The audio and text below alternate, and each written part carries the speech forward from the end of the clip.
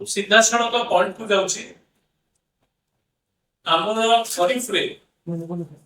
सारर आवश्यकता कौन अच्छी केते आवश्यकता अच्छी से संपर्क सूचना दिया गला प्राय 11 लाख मेट्रिक टन सारर आवश्यकता एवं आज सार केते उपलब्ध होउछि से विषय आपण जानिबा निहाती दरकार ओडिसावासी जानिबा निहाती दरकार कारण मान्यवर ये विभाग जे मंत्री अच्छा दायित्व अच्छा से कही सारे प्रचुर सार आवश्यकता अच्छी किसी सारर अभाव ना गला वर्ष यही दिन को जब देखिए आम रूम रे आपण सहित आलोचना करूँ सार मालकानगिरी और कोरापुट में राति अनिद्रा होकर पिला छोट पिला काखेकरी महिला माने किभली भाव में धाड़ी रे थिले सार पाइबा आमे आशा करूँ जे डबल इंजिन सरकार किभली भाव में सुधुरी जीवे एवं चाषी भाई मान प्रति समस्या प्रति समाधान करने दिगरे गोटे पॉजिटिव अप्रोच ने किंतु आज आउरी अवस्था भयंकर है 11 लाख मेट्रिक टन जो सारर आवश्यकता अच्छी खरीफ केते स्टेट आलोकेशन 5 लाख मो पाखे जहाँ अच्छी 5,30,000 मेट्रिक टन यूरिया सार मिली केते पाखापाखि जोटा कि गवर्नमेंट कहते मिली 2 लाख मेट्रिक टन मिली 11 लाख जगह 2 लाख मेट्रिक टन उपलब्ध होने एवं सबुठू आउ गोटे बड़ विभ्रांतिकर सूचना दिखाई विभाग तरफ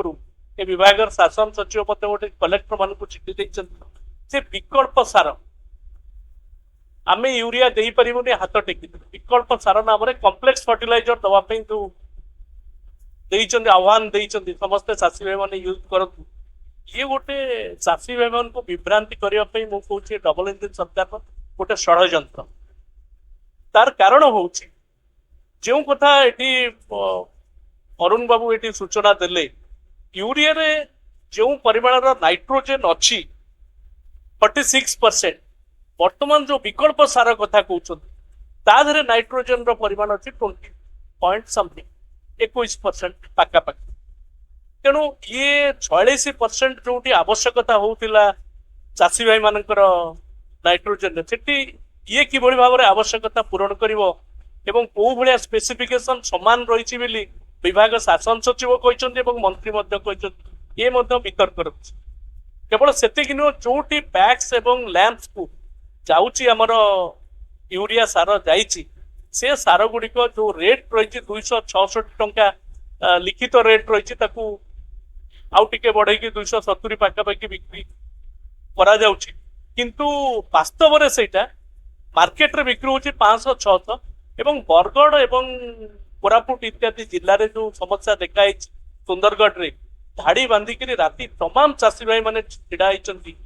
इटा थोइचंती आधार कार्ड थोइचंती ताकू थोइचंती जे किभली भाव में सार गंडे पाइबे सेठी सार नाही जेतिकी यूरिया जाइए 11 लाख जगह 5 लाख दिया स्टेट आलोकेशन आसिला 2 लाख अब मिलिबो कोठी आउ जो 2 लाख आसिला से 2 लाख भी चाषी को पाखरे पड़लानी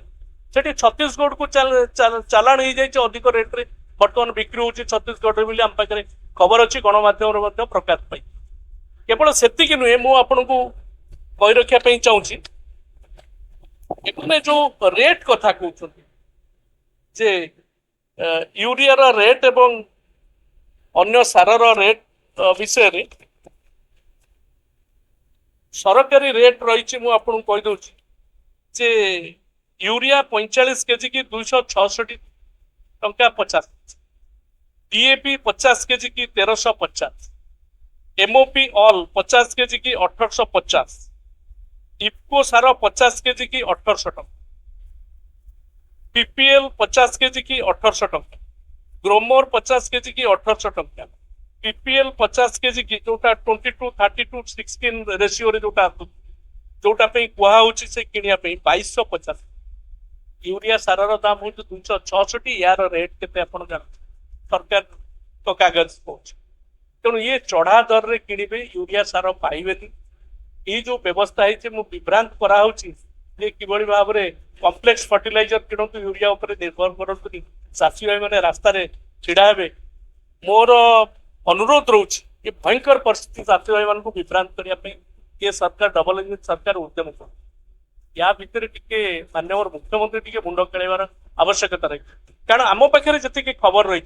मार्कफेड जे पैक्स लैंप्स को जोगाऊ तार Markfed cooperative department agriculture department एवं ता सहित